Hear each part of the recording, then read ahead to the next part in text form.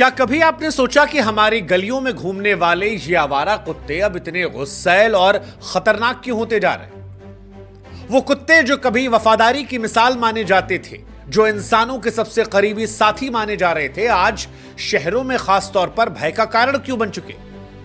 क्यों आवारा कुत्तों पर आज समाज भी दो हिस्सों में बढ़ चुका?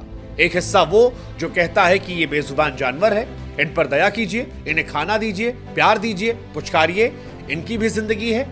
और दूसरा वो जो इन्हीं लोगों से सवाल पूछता है कि भाई साहब, आपकी दया मेरी जिंदगी, मेरी जान पर भारी क्यों पड़ रही है? सवाल यह भी कि क्या यह सिर्फ इन बेजुबान जानवरों की गलती है या इसके पीछे हमारी व्यवस्था, समाज और हमारी सोच भी जिम्मेदार है? भारत में आवारा कुत्तों की संख्या को लेकर अलग अलग आंकड़े सामने आते हैं। लोकसभा में एक आंकड़ा पेश किया गया जिसके मुताबिक देश में करीब 1,53,00,000 आवारा कुत्ते हैं, यानी हर 94 लाख लोगों पर एक आवारा कुत्ता। लेकिन टाइम्स ऑफ इंडिया की एक रिपोर्ट और चौंकाने वाली है। इस रिपोर्ट के अनुसार भारत में 6 करोड़ से ज्यादा आवारा कुत्ते हैं, यानी हर 24 लाख लोगों पर एक कुत्ता।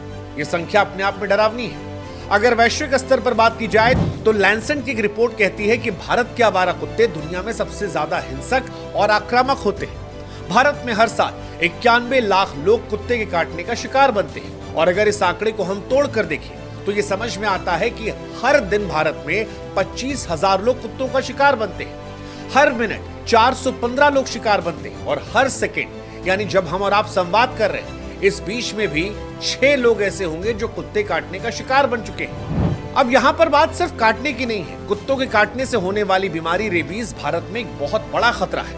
पूरी दुनिया में रेबीज से होने वाली मौतों में 36% मामले अकेले हमारे देश में आते हैं। यानी अगर दुनिया में 100 लोग मरते हैं तो उसमें 36 भारत से हैं। पिछले हफ्ते देख लीजिए, हरियाणा के कबड्डी खिलाड़ी ब्रिजेश सोलंकी की तस्वीरें सामने आई जिसने ध्यान पूरे देश का खींचा। ब्रिजेश को एक आवारा कुत्ते ने काट लिया था। इसके बाद ब्रिजेश को रेबीज हुआ और फिर तड़प तड़प कर ब्रिजेश की मौत हुई। वैसे ब्रिजेश की मौत कोई अकेली घटना नहीं है। भारत में ऐसी हजारों कहानियां हैं जो सोशल मीडिया पर वायरल होती हैं और हमें और आपको सोचने पर मजबूर करती हैं। इन घटनाओं ने ही समाज को दो हिस्सों में बांटा। एक तरफ वो जो कहते हैं कि आवारा कुत्तों को रिहायशी इलाकों से हटा देना चाहिए। उनका तर्क होता है कि हमारी सुरक्षा सबसे पहले है, इंसानियत बाद में देखी जाएगी। और दूसरी तरफ वो लोग होते हैं जो इस बात को मानते हैं कि ये आवारा कुत्ते बेजुबान जानवर हैं, इन्हें प्यार और खाना देना चाहिए। वो कहते हैं कि कुत्ते हिंसक नहीं है, हमारी गलतियों ने इन कुत्तों को हिंसक बना दिया है। आप उनके साथ प्यार से पेश आएंगे तो वो भी आपके साथ प्यार से रहेंगे, आपके दोस्त बनकर रहेंगे। हालांकि ये मसला इतना गंभीर हो चला है कि बीते 5 सालों में सुप्रीम कोर्ट में 10 बार आवारा कुत्तों के विषय पर सुनवाई हुई है। सुप्रीम कोर्ट का यह कहना है कि आवारा कुत्तों को उनकी जगह से हटाना उनके अधिकारों का उल्लंघन है, लेकिन ये फैसला हर किसी को मंजूर नहीं। जो लोग रोज सड़कों पर कुत्तों के डर से गुजरते हैं उनके लिए सवाल जायज है। कुत्तों के अधिकारों की बात ठीक है, लेकिन साहब, हमारी जान की सुरक्षा कौन? हमारे बच्चों की जान की सुरक्षा कौन? अगर आप हमारी कचहरी में दोनों पक्षों की दलीलों को समझेंगे तो आपको यह समझ आ रहा होगा कि ना तो कुत्तों को हटाने की मांग करने वाले पूरी तरह गलत है और ना ही कुत्तों के अधिकारों की बात करने वाले। अगर कोई गलत है तो इस बीच में वो सिस्टम जहां पर नगर निगम, प्रशासन और समाज आता है। ये बात हम इसलिए कह रहे हैं क्योंकि कुत्तों के आक्रामक होने के पीछे सबसे बड़ा कारण उनकी भूख है।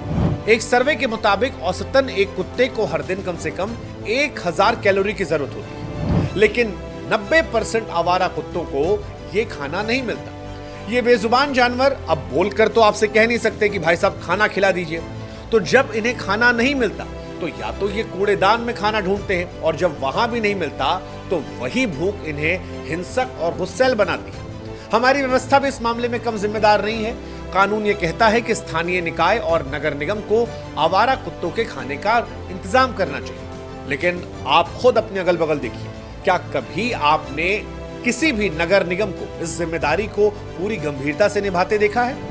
और इसीलिए जब लोग बाहर कुत्तों खिलाते हैं तो विवाद शुरू होता है। हालांकि सुप्रीम कोर्ट ने हाल फिलहाल में एक सुनवाई के दौरान यह सवाल उठाया था कि वो लोग जो आवारा कुत्तों को बाहर खाना खिलाते हैं वो इन्हें अपने घरों में ले जाकर क्यों नहीं खिलाते।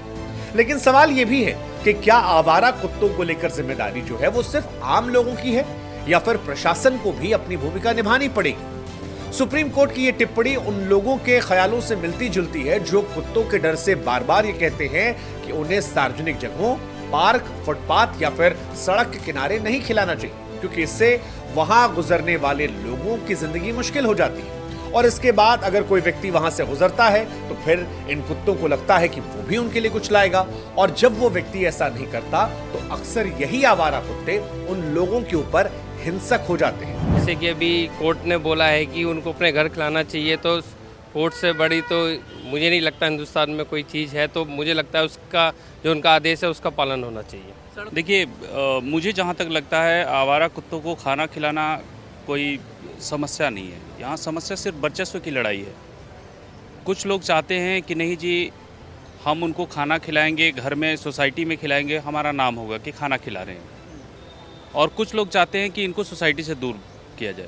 कानून ये बोलता है कि जहाँ पे बुजुर्ग और बच्चे आते जाते हैं, किसी दूसरे की पार्किंग में, सीढ़ियों के पास, लिफ्ट के पास, आप नहीं खिला सकते। खिलाना भी प्रॉब्लम नहीं है, जहाँ पे खिलाते हैं उस एरिया को वो प्रोटेक्ट करने लगते हैं, और प्रोटेक्ट करने पर वहाँ जो आता है उस पर अटैकिंग होते हैं। तो आप उस एरिया को फीडिंग पॉइंट नहीं बना सकते जो आपका नहीं है। सर, बहुत ज़्यादा परेशानी है। जो लोग कुत्तों को मतलब पसंद करते हैं, डॉग लवर्स हैं, वो सभी लोग खाना छुप छुप के कुत्तों को खिलाते हैं सोसाइटी में। कई बार ये खतरे के जैसा हो जाता है, और बच्चे हैं वो पार्किंग में घूम रहे हैं कभी, या प्लेग्राउंड में हैं, तो वहाँ कुत्तों का अटैक उन पर हुआ है। सोसाइटी में ऐसी बहुत सी घटनाएं भी हो चुकी हैं। सोसाइटी के अंदर अलाउड नहीं होना चाहिए, बाहर ही होना चाहिए, क्योंकि वो तो जानवर है, उन्हें तो पता नहीं है कि किस पे अटैक करना, किस पे नहीं। वो किसी भी ह्यूमन बीइंग पे करेंगे ही, तो इस वजह से अंदर नहीं होना चाहिए। डॉग लवर्स की फीलिंग और हमारी फीलिंग में हम कैसे अंडरस्टैंड कर पाएंगे कि वो तो ऑब्वियसली बोलेंगे, तो हम उनके लिए भी कुछ नहीं बोल सकते ना। कि मैं अपना पर्सनल व्यू बताती हूँ कि बाहर आप कोई स्पॉट है वहाँ खिला सकते हैं। बाकी डॉग लवर्स क्या चाहते हैं वो उनका मतलब पॉइंट ऑफ व्यू है। वैसे इस समस्या का समाधान तभी संभव है जब नगर निगम और स्थानीय प्रशासन अपनी जिम्मेदारी को गंभीरता से ले। उदाहरण के तौर पर बेंगलुरु की महानगर पालिका ने हाल ही में एक अनोखा फैसला किया। उन्होंने ये तय किया कि शहर के 4000 भूखे आवारा कुत्तों को हर रोज 367.5 ग्राम चिकन राइस दिया जाएगा। इसके लिए सालाना 2 करोड़ 80 लाख रुपए खर्च हुए। जब ये फैसला आया तो इस फैसले का कुछ लोग विरोध कर रहे थे। उनका यह कहना था कि टैक्स के पैसों का इस तरह इस्तेमाल करना ठीक नहीं है।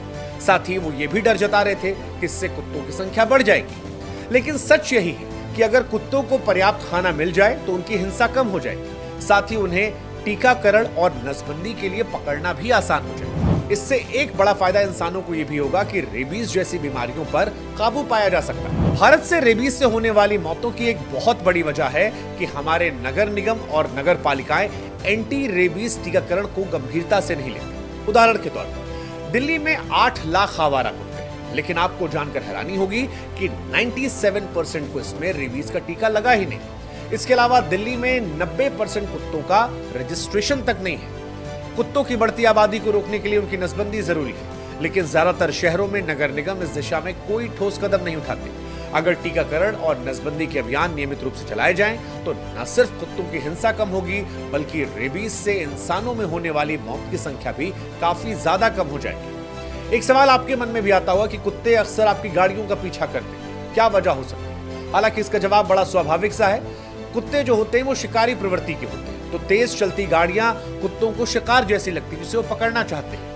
कुत्ते अपनी जगह की हिफाजत करने के लिए भी गाड़ियों के पीछे भागते हैं, वो क्षेत्र की रक्षा करना होता है। इसके अलावा कुत्तों में भी जिज्ञासा और मस्ती का विषय होता है। कुत्तों को गाड़ियों का शोर और गाड़ियों की गति रोमांचित करती है, इसलिए कई बार इसे वो खेल समझकर भी पीछा करते हैं। इसके अलावा प्रशिक्षण की कमी, बिना प्रशिक्षण के कुत्ते हर चलती चीज के पीछे भागने लगते हैं, ये उनके भागने की वजह है।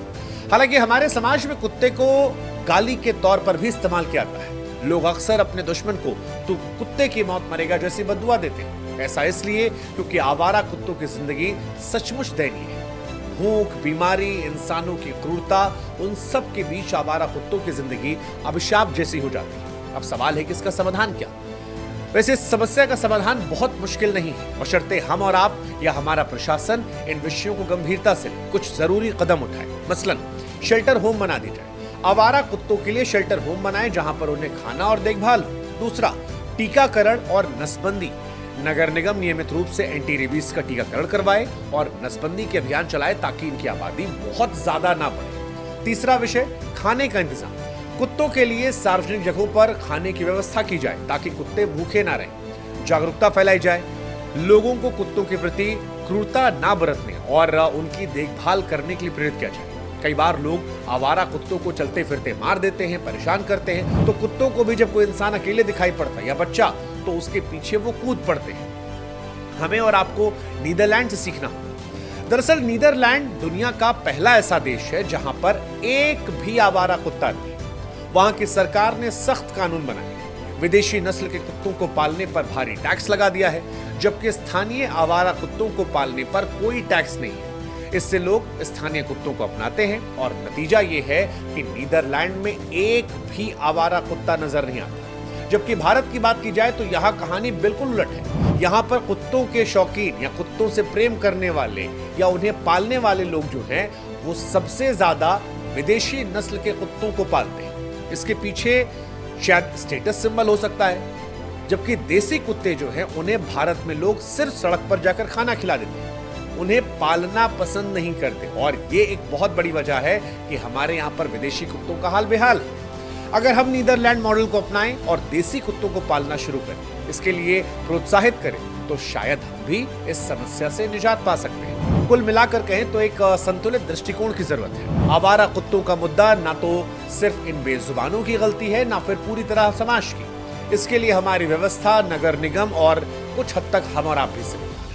अगर इन कुत्तों को सही खाना, टीकाकरण और देखभाल मिलेगा तो न सिर्फ इनकी हिंसा कम होगी, बल्कि हमारी सड़कें भी आवारा कुत्तों के आतंक से सुरक्षित रहेंगी। ये सवाल सिर्फ आज कुत्तों का नहीं है, बल्कि हमारी मानवता और जिम्मेदारी का भी है। ऐसे में आइए कचहरी में ये मुकदमा जो हमने चलाया है, इसके बाद इस दिशा में ठोस कदम उठाएं और बेजुबानों को एक बेहतर जिंदगी देने की तरफ बड़े कदम उठाएं।